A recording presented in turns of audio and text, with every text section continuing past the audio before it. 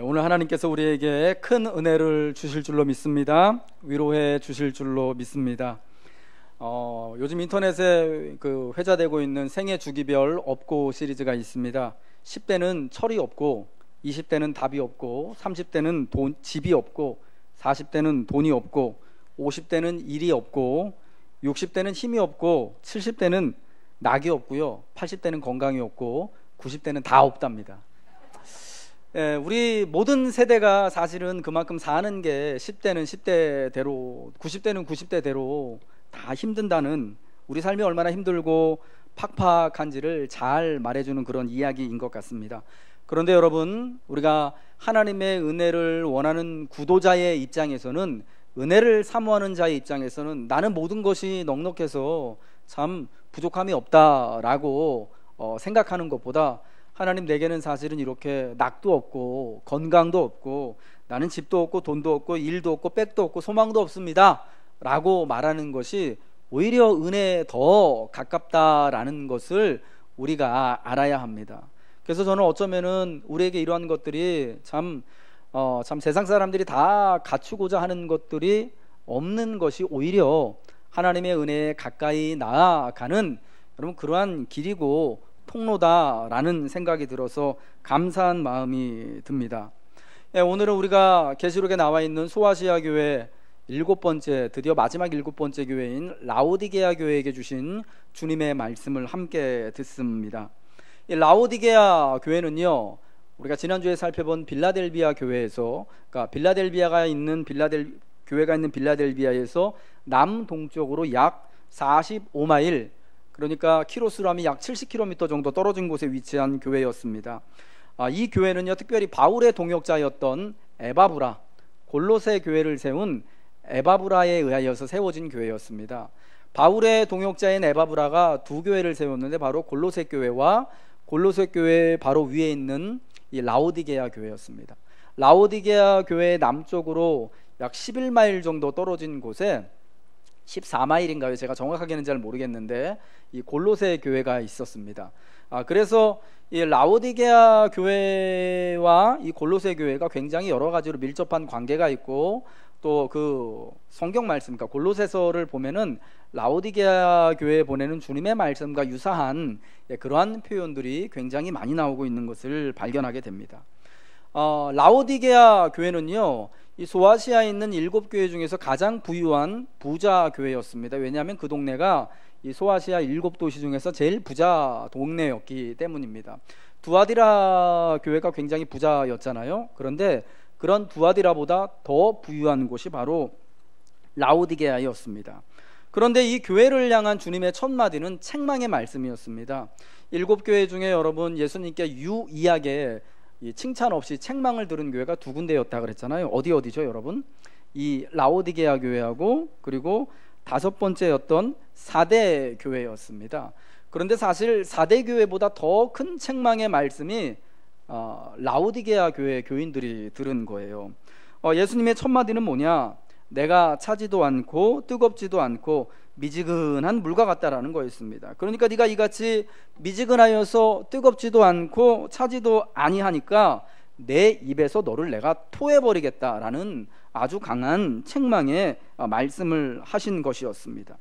왜냐하면 그들은 참 스스로 부자라고 여기고, 나는 부자라서 부요하고 부족한 것이 없다라고 느끼고 있지만, 실상은 주님이 볼 때는 매우 가련하고 가난하고 눈멀고 벌고 벗었는데 자기만 그 사실을 보지 못하고 있는 상황이었기 때문입니다. 가장 강한 그 주님의 책망을 받은 교회지만 또 제일 부자였던 교회라는 것을 보면서 우리의 신앙생활에 있어서 사실은 이 부유함이라는 것이, 재산이라는 것이 어떤 영향을 끼치는가라는 것을 우리가 다시 한번 좀 생각을 해봐야 될 것 같습니다. 여러분, 그렇다고 해서 우리가 다 기회가 있는데 돈 벌지 말라는 그런 말씀은 아니고요. 그만큼 부유하다라는 것이 예수님께 나아가는데 참 어려움, 장애를 가질 수 있다라는 겁니다. 왜냐하면 내가 부유하고 넉넉해서 사실은 아무것도 부족함이 없는 사람하고, 여러분 이렇게 낙도 없고 건강도 없고 돈도 없고 집도 없는 사람이, 소망도 없는 사람이, 일도 없는 사람이 정말 간절한 마음으로 예수님께 매달려서 간구할 때 여러분 어떤 사람의 믿음이 더 간절하고 여러분 깊겠습니까? 예, 물론 우리가 쉽게 말할 수는 없지만 그래도 내게는 아무것도 없기 때문에 오직 주님께만 소망을 품고 나아가는 그 사람의 신앙의 깊이가 어쩌면 더 간절하다고 그렇게 말할 수 있을 것 같아요. 이 라오디게아는요, 이 굉장히 그 첨단의 여러 가지 또 산업이 있었던 그런 동네였습니다. 이 동네가 유명한 게 세 가지가 있었는데 첫 번째가 금융업이 굉장히 유명한 동네였습니다. 7개 소아시아 동네 중에서 가장 금융산업이 발달한 곳이었습니다. 오늘날의 런던과 같은 금융업의 중심지, 뉴욕과 같은 금융업의 중심지, 도쿄 같은 도시였습니다. 그리고 정말 중요하고 유명했던 거, 이것보다 더 유명했던 게 두 가지가 있는데 그게 뭐냐면 패션 산업하고 첨단 의학 분야였습니다. 물론 오늘날로 치면 별거 아닙니다. 패션 산업이 뭐가 유명했냐면 라오디게아 도시에는요, 특별히 검은 양털이 많이 났다고 해요. 다른 동네에는 없는. 여러분, 양이 보통 여러분 생각하는 털이 하얗거나 누리끼리한 색깔이잖아요. 그런데 라오디게아 지역에서는 특별히 검은 양털이 그렇게 많이 나왔다는 거예요. 그래서 요즘으로 하면은 우리 그 남자나 여자나 이게 굉장히 좋아하는 그런 이제 그 비싼 명품 옷 있잖아요. 예, 한 벌에 이제 몇백만 원짜리하고 뭐 몇천만 원짜리 연예인들이 입는 그런 옷들, 예, 그런 옷들이 라오디게아에 있는 그 양털을 가지고 만들어졌다고 해요. 그러니까 세계 도처에서 많은 사람들이 몰려들어서 라오디게아 산, 라오디게아의 아무개 디자이너가 디자인한 양털옷 입어봤으면 좋겠다 싶은 여러분 그런 동네였습니다. 그리고 의학 산업이 굉장히 발달된 곳이었는데 특별히 안과와 관련해서 그 당시 사람들은요, 눈에 눈병이 생기면은 라오디게아에 가라라는 그런 이야기가 있었다고 해요. 그만큼 라오디게아가 눈을 고치는 데 있어서 뭐 탁월한, 예, 그러한 기술과 재료들을 가지고 있었다고 합니다. 여러분, 이렇듯 참 내세울 만한 그 당시에 가장 뛰어난 그런 패션 산업, 첨단 의학 산업, 그리고 금융 산업의 허브였기 때문에 여러분 이 도시가 7개 도시 중에서 제일 부유하고 잘 살았을 것이다라는 것을 우리가 쉽게 짐작할 수 있는 거죠. 이 도시의 풍성한 그 열매를 그 도시를 구성하고 있는 모든 구성원들이 이렇게 다 누리고 살고 있어서 교회도 굉장히 부유하고 넉넉한 그런 교회였습니다. 그런데 모든 것이 넉넉하고 풍성한 이 라오디게아에요, 단 한 가지 부족한 것이 있었습니다. 그게 뭐냐면 물이었어요. 식수, 먹을 물. 희한하게 그 동네는 먹을 물이 없었습니다. 그래서 이 문제를 어떻게 해결을 하냐면은 북쪽에서 그리고 남쪽에서 물을 끌어다가 식수를 먹었다고 합니다. 라오디게아 북쪽에 히에라폴리스라고 하는 곳이 있었는데 이곳은요, 그 뜨거운 온천물로 유명한 곳이었습니다. 미네랄 성분이 많이 들어간 그런 아주 좋은 온천물이요. 그래서 그 북쪽의 히에라폴리스에서 라오디게아까지 수도관을 만들어 가지고 물을 끌어왔대요. 그리고 남쪽에 골로새 지역에서, 이 골로새는 특별히 이제 골짜기가 굉장히 깊은 동네였는데 거기서 또 물을 끌어왔는데 이 골로새에서 오는 물은 굉장히 시원한 계곡물이었다고 합니다. 여러분, 골짜기 물이 굉장히 시원하잖아요. 그런데 이게 수도관을 통하여서 라오디게아로 오는 도중에 여러분 그 당시에 얼마나 돈이 많았으면은 그 라오디게아까지 저 북쪽에서 남쪽에서 수도관을 놓고 물을 끌어올 수 있었겠냐고요. 요즘에도 여러분 우리나라야 뭐 이렇게 뭐 수도 시설이 잘 되어져 있지만 또 많은 또 국가들이요, 우리 뭐 참 가난하게 사는 나라들 가보면은 수도관 이게 잘 되어 있지 않은 나라들이 굉장히 많거든요, 지금도요. 그런데 이 물들이요, 북쪽에 따뜻한 물이 남쪽으로 내려오면서 이게 식어가지고 라오디게아에 도착할 쯤 되면은 미지근한 물이 됐다고 해요. 그리고 또 남쪽에서 올라오는 이 골로새 계곡물, 시원한 골짜기 물도 이렇게 올라오면서 라오디게아로 오면서 데펴져서 물이 미적지근한 물이 돼서 라오디게아에 도착하면은 미지근해가지고 이거를 도대체 먹을 수 없는 그런 물이 됐다고 합니다. 여러분 오늘날 이제 여름철에 그 시원한 오늘처럼 이렇게 더울 때요, 식사하신 다음에 시원한 아이스 커피나 시원한 냉차 주스나 오렌지 주스 한 잔, 콜라 같은 거 한 잔 딱 마시면 여러분 마음이 어떠십니까? 기분이 굉장히 막 좋잖아요. 청량감이 막 확 느껴지지 않습니까? 그런데 그게 완전히 쉽게 말하면요, 김 빠진 콜라가 된 거죠. 그리고 이 따뜻한 뜨거운 그 온천물이 미적지근해지니까 이건 뭐 사람들이 이렇게 뭐 목욕할 때도 쓸 수 있는 물도 아니고, 그렇다고 여러분 거기 미네랄 성분이 많이 들어가 있으니까 물이 미적지근해지면 냄새는 냄새대로 나고 마치 계란이 썩는 것 같은, 그러면서 먹기에는 좀 역한 이제 그런 상황이 됐습니다. 여러분, 예수님이 내가 뜨겁지도 않고 차지도 않고 미적지근해 가지고 내가 마시지 못하니까 내 입에서 너를 토해버리겠다라고 말씀하시는 것이 이러한 라오디게아 지역의 이러한 식수 상황과 관련되어져서 주시는 말씀이에요. 분명한 것은 이 미지근한 신앙의 상태에 있으면은 예수님께서 그 입에서 바로 토해내 버리겠다, 은혜에서 하나님의 구원 가운데서 제하여 버리겠다라는 그러한 말씀이시다라는 겁니다. 그럼 어떻게 하면 그러면은 이 교회는요, 미지근한 이러한 신앙의 상태를 개선할 수 있을까라는 것이 아주 중요한 일이겠죠.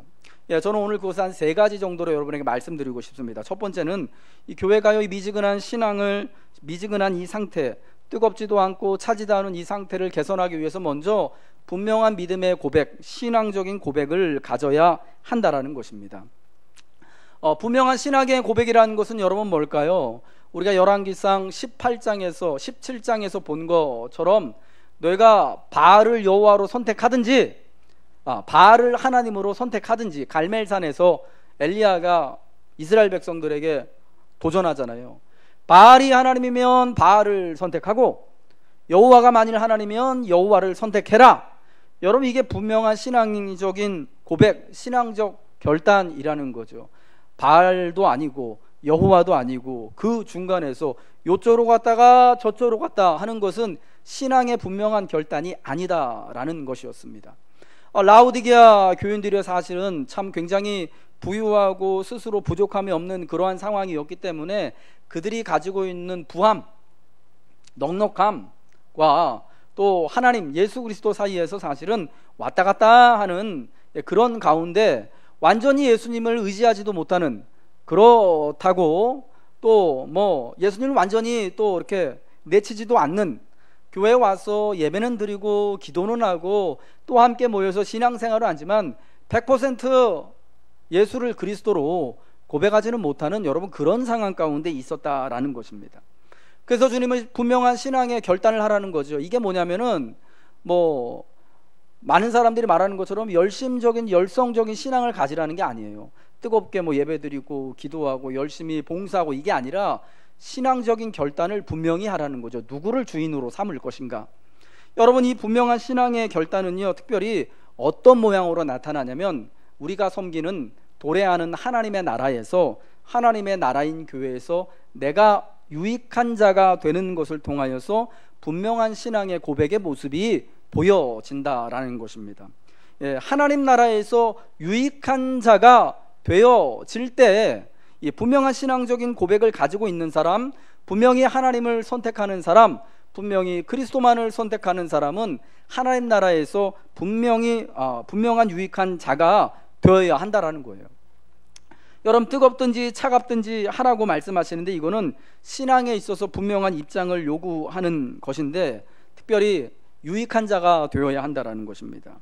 아까 제가 이 라오디게아에 오는 2가지 이제 수도관 이야기를 말씀드렸잖아요.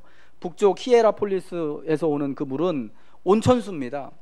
예, 그 미네랄이 풍부한 온천수입니다. 여러분, 옛날에 피부병이 있거나 알러지가 있으면은 그걸 여러분 어떻게 치료를 받았을까요? 요즘처럼 피부과 가가지고 주사 맞고 알러지 처방 받고 이거는 먹으면 안 되고요, 우유 먹지 말고 달걀 먹지 말고 이런 거 뭐 유기농 드시고 그리고 약 처방 받고 주사 맞고 이렇게 했을까요? 아니죠. 옛날에는요 그런 게 없잖아요. 그저 뭐냐면 좋은 물 찾아가서, 온천물 찾아가서 그 물에 들어가서 목욕하는 거, 요즘 말로 하면 사우나 하는 게, 온천욕 하는 게 제일 좋은 치료 방법이었어요. 그러니까 히에라폴리스가 그걸로 되게 유명한 동네였던 거예요. 예. 그런데 여러분, 이 물이 그 히에라폴리스의 진짜 이 알러지와 피부병을 고칠 수 있는 그러한 아주 유익한 물이요, 라오디게아로 오면서 물이 미적지근해지거든요. 그러면은 이 물은요, 그런 사람들의 이 유익을 줄 수 있는 물이 되지가 않는 거예요. 예. 이것도 아니고 먹기도 뭐하고 그렇다고 또 피부병에 도움을 줄 수 있는 물도 아닌, 자칫 잘못하면 내다 버릴 수밖에 없는 그런 물이 되는 것입니다. 또 골로새 골짜기에서 내려오는 이 계곡물, 시원한 계곡물은요 어떻습니까?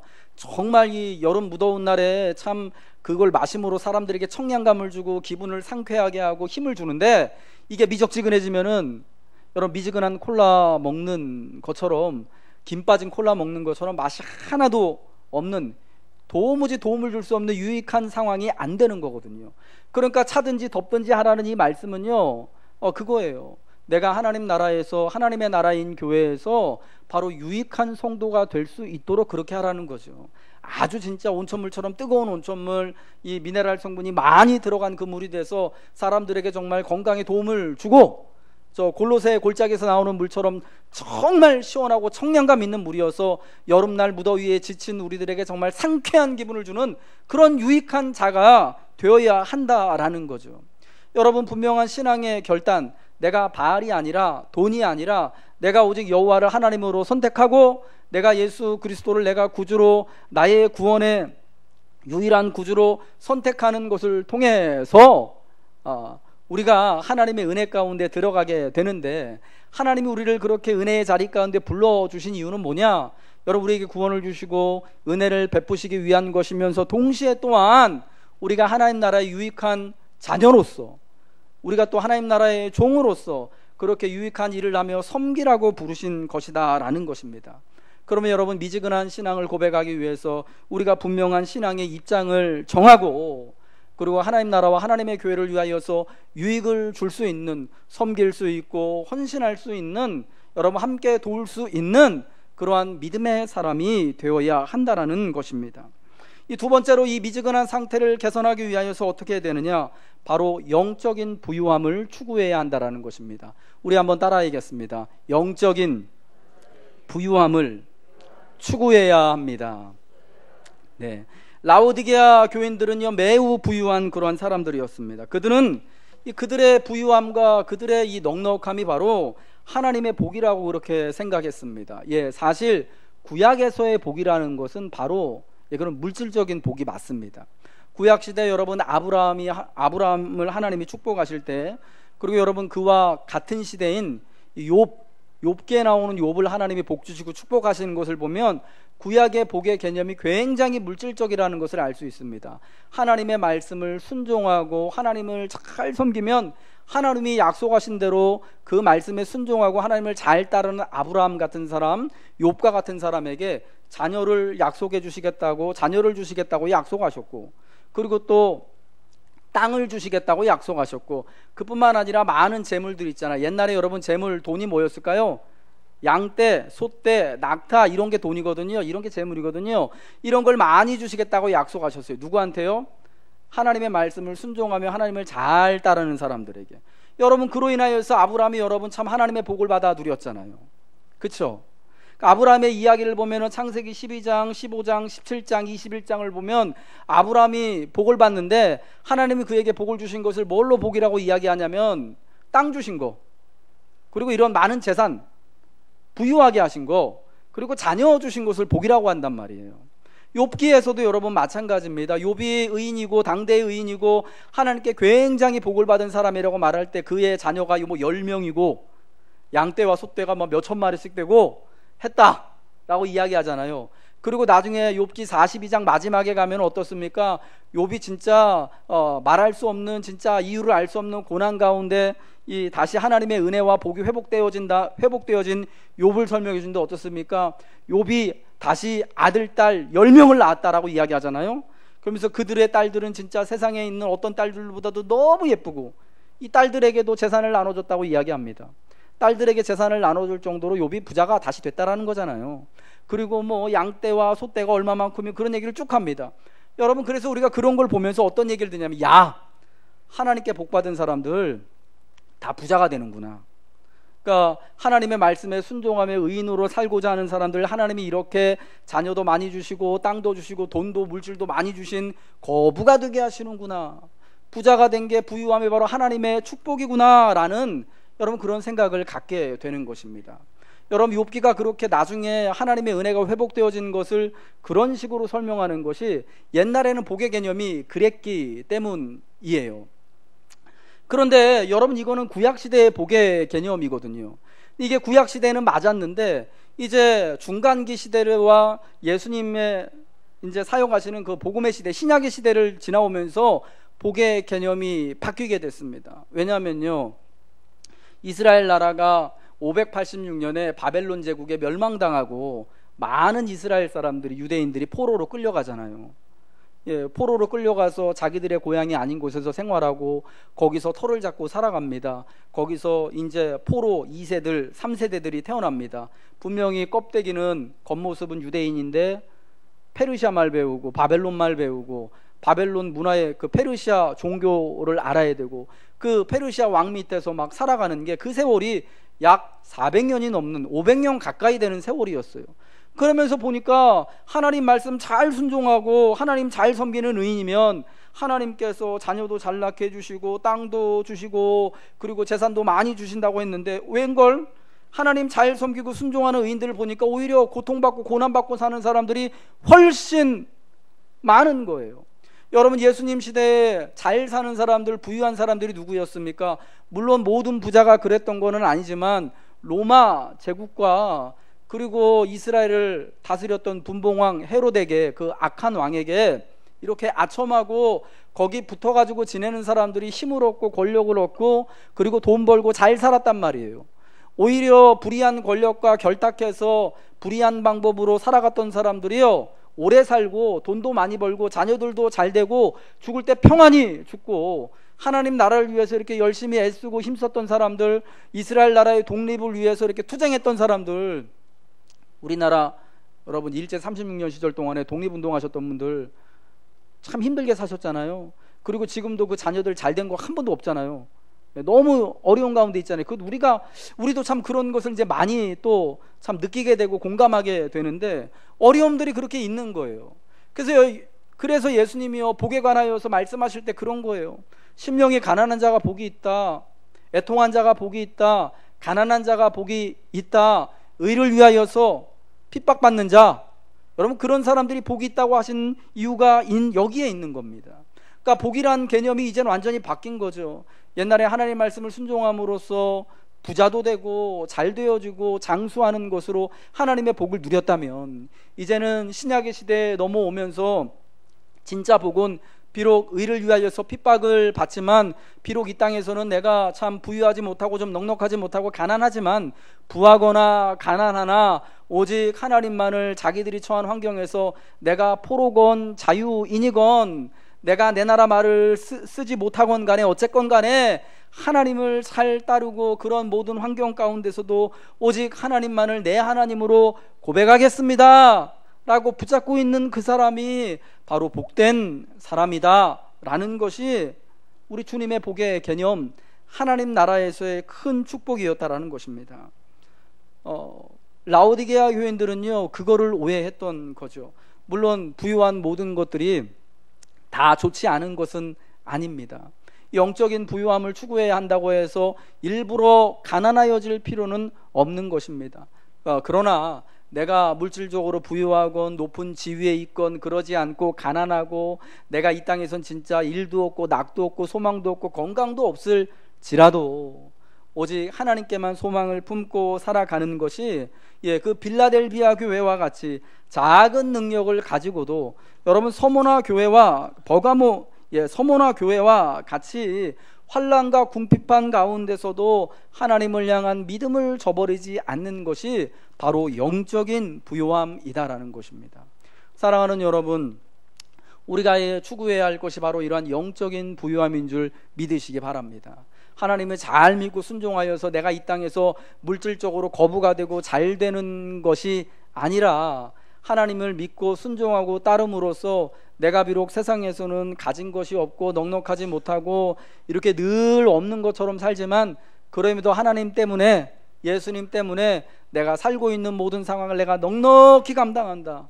내가 부함에도 처할 줄 알고 내가 이렇게 정말 가난함에도 처할 줄 아는 일체의 비결을 은혜 안에서 복음 안에서 배우는 영적인 부자가 되시길 주님의 이름으로 부탁드립니다. 마지막 세 번째로 이러한 이 미지근한 상황을 극복하기 위해서 우리는 주님의 사랑을 믿고 열심을 내고 회개해야 한다라는 것입니다. 본문 3장 19절 말씀을 같이 읽겠습니다. 화면을 보시고요. 읽겠습니다. 시작.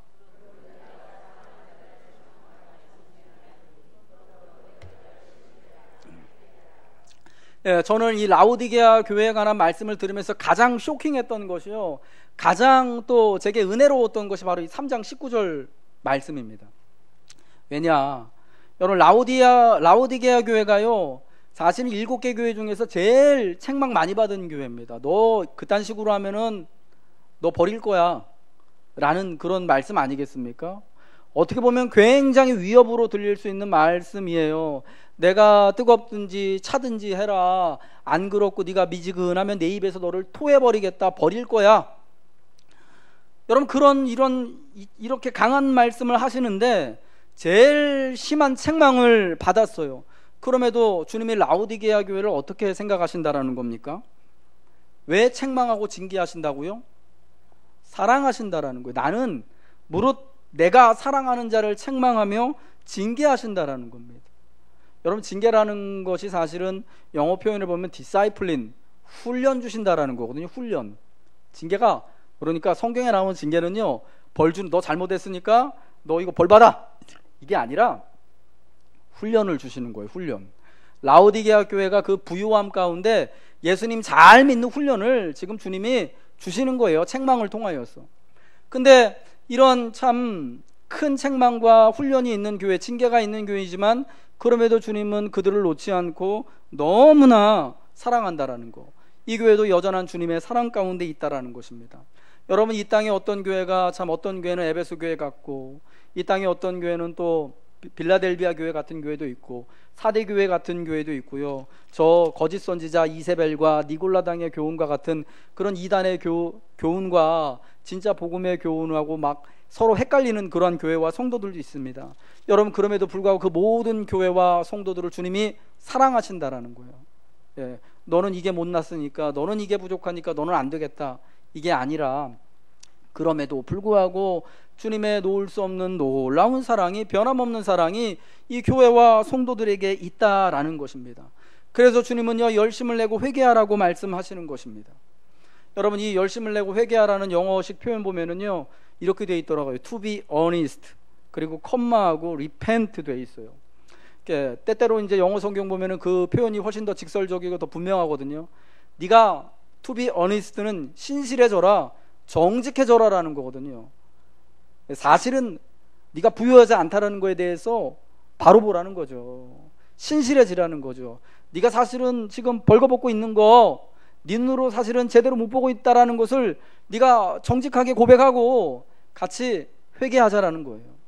여러분, 회개는 하나님이 벌 주실 게 무서워가지고 내가 훗날 나중에 저 천국에 못 들어가고 저 지옥에 들어갈 게 너무 무서워가지고, 그래서 하나님 너무 무서우니까 내가 회개해야지, 그래서 회개하는 게 아니라 주님이 나를 사랑하고 내게 은혜를 베푸시는 것을 정말 내가 보니까 깨닫고 그 은혜와 사랑이 어떤지 알기 때문에 돌이키는 게 여러분 회개인 줄 믿으시기 바랍니다. 여러분, 오늘날 하나님에 대한 사람들의 생각이 어떻습니까? 되게 곤란 할아버지처럼 생각하거든요. 괜히 우리 삶에 간섭해가지고 뭐 말 안 들으면은, 옳지 않게 살면은 막 벌 주고 막 죽이려고 하고 하는 그런 할아버지요. 몇 해 전에 영국의 명물 2층 버스 있지 않습니까? 그 버스의 무신론자들이요 광고를 냈어요. 뭐 어떤 거냐면은 Maybe there is no God, enjoy your life, 이거였어요. 아마도 신은 없을 겁니다. 그러니까 당신의 인생을 즐기십시오.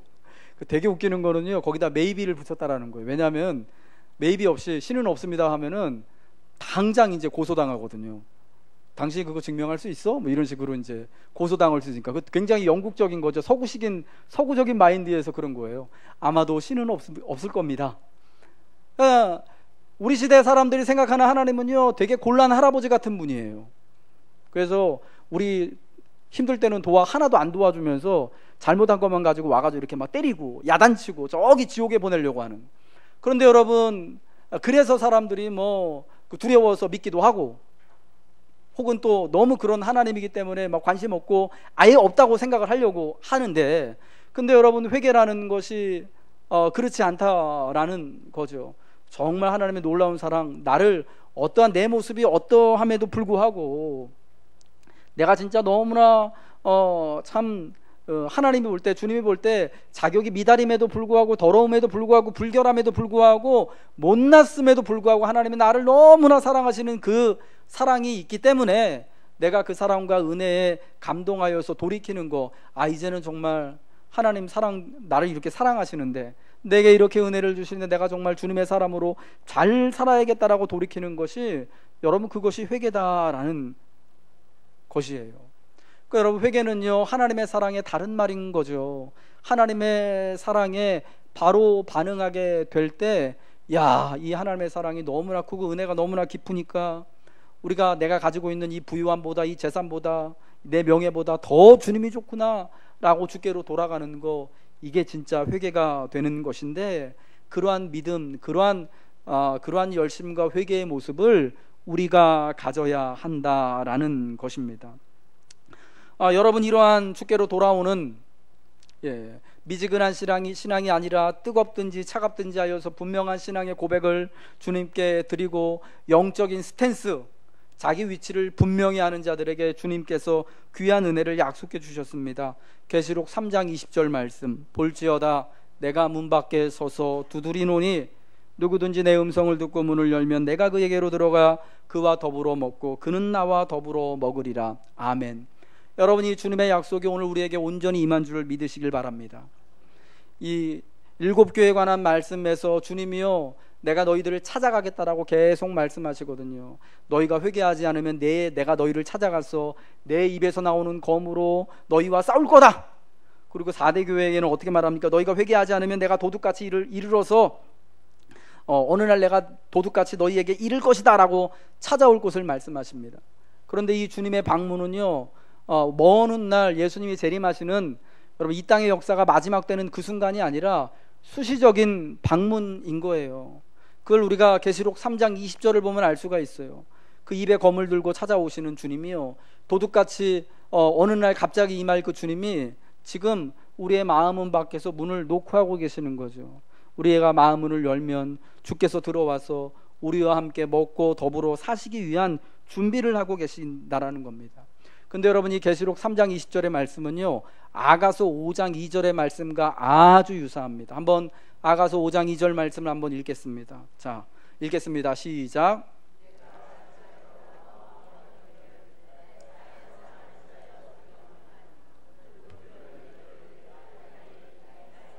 나의 비둘기, 나의 완전한 자야, 문을 열어다오. 내 머리에는 이슬이, 내 머리털에는 밤이슬이 가득하였다 하는구나. 아멘. 여러분, 이 아가서 5장 2절 말씀이 어떤 내용인지 여러분 아시겠죠? 사랑하는 연인이요, 정말 자기가 아끼고 사랑하는 그 사람의 방을 찾아가는 거예요. 노크하는 거죠. 제발 문을 열어달라고. 사랑하는 신랑이 사랑하는 아내, 신부, 새 신부의 방을 찾아가서 노크하면서 문을 열어달라는 겁니다. 내가 당신을 사랑하는 내가 지금 왔다고. 여러분, 그 본문의 말씀에서 얼마나 이 연인과 이 남편과 아내가 얼마나 서로 정말 귀하게 여기고 사랑하고 존중하고 있는지가 여러분 보여지시죠? 근데 여러분, 이 아가서에 있는 그림 언어를 가지고, 이 표현을 가지고요, 계시록의 주님이 똑같이 우리 교회에게 말씀해 주시는 겁니다. 내가 마치 정말 귀하게 여기고 사랑하는 나의 신부를 대하듯이 너희를 어떻게 하신다고요? 사랑한다는 거예요. 함께 이 사랑을 누리기 위하여서 우리의 문을 여시기를 신랑 되신 주님께서 바라고 계신다라는 것입니다. 여러분, 이것은요, 라오디게아 교회뿐만 아니라 이 땅에 있는 모든 교회를 향한 우리 주님의 마음인 줄 믿으시길 바랍니다. 주님을 향해 마음의 문을 열 때 주님과 함께 먹고 마실 것을 주님이 약속해 주셨습니다. 뿐만 아니라 주님의 보좌에 함께 앉아서 영광 가운데 있을 것을 또한 약속해 주셨습니다. 이 주님의 오심, 우리의 마음을 방문하시고 우리에게 정말 하늘의 보좌에 주님과 함께 앉게 해주겠다는 약속이요, 먼 미래에 일어날 일이 아니라 지금 우리 가운데 일어나는 일입니다. 주님이 오늘도 예배를 통하여 우리를 찾아오십니다. 특별히 내가 그 마음문을 여는 자들에게 찾아와서 그와 더불어 먹고 마시겠다라는 것은요, 옛날 이 초대교회 교인들은 이 말씀을 들으면서 예배 때마다 행하는 성찬을 떠올렸어요. 아, 주님과 함께 먹고 마시는 것, 우리가 예배 때마다 주의 주를 기념하는 이 떡을 나누고 또 주의 흘리신 피를 상징하는 기념하는 이 포도주를 마시면서 내가 주님의 은혜 가운데 있구나, 주님의 약속 가운데 있구나, 주님과 함께 내가 오늘도 있어서 내가 영적으로 부유한 자가 되는구나라는 것을 고백하는 것입니다. 주님이 하늘의 보좌에 함께 앉게 해주시겠다고 하는 이 약속도요, 마지막 날 이루어질 게 아닙니다. 계시록 4장과 5장에 보면은요, 바로 이제 3장 끝난 다음에 4장에 가면은 천상의 예배가 나와요. 4장은 천상에 있는 하나님을 향한 예배, 5장은 천상에 앉아 계신 그리스도를 향한 예배인데, 각각 하나님이 계신 곳에 보좌가 놓여 있어서 하나님의 보좌 중심으로 또 그리스도의 보좌를 중심으로요, 24장로들, 그러니까 모든 신구약의 하나님의 성도들을 상징하는 거예요. 그리고 모든 믿는 자들이 함께 있는데 각자 보좌가 있어요. 각자 보좌에 앉아서 면류관을 쓰고 중심에 계신 하나님과 그리스도를 경배합니다. 여러분, 그 약속이 바로 이루어지는 거예요. 내가 이기는 자에게는 내가 내 보좌에 함께 앉게 하여 주겠다라는 것이 바로 3장이 끝나자마자 4장에서 이어지는 겁니다. 이게 어떤 의미냐면, 하나님의 이 약속, 우리가 먼 훗날 받게 될 것이 아니라 나중에 내가 죽거나 혹 예수님이 재림하시는 그 순간에만 받게 되는 게 아니라 지금 당장 내가 마음문을 열고 주님을 영접해 드릴 때 내가 당장 바로 이 도래하는 하나님의 나라에서 이 영광스러운 보좌에 앉아서 주와 함께 살아간다라는 것을, 이 은혜가 여러분 미뤄진 것이 아니라 이 영광이 이제 뭐 우리가 한참 지난 다음에 받게 될 것이 아니라 지금 당장 받게 될 것을 분명히 약속하신 것이죠. 여러분, 오늘 우리가 주님 앞에서 주의 성찬을 함께 나눕니다. 누구든지 우리의 마음문을 열면 주님이 함께 그 문을 열고 들어오셔서 그와 함께 더불어 먹고 그는 나와 더불어 먹으리라 약속해 주셨습니다. 오늘 주의 떡과 주의 잔을 함께 마실 때 여러분, 부유하신 주님과 함께 은혜를 나누시길, 그 주님과 함께 영원토록 살아가시는 놀라운 은혜가 있으시길 주님의 이름으로 축복합니다.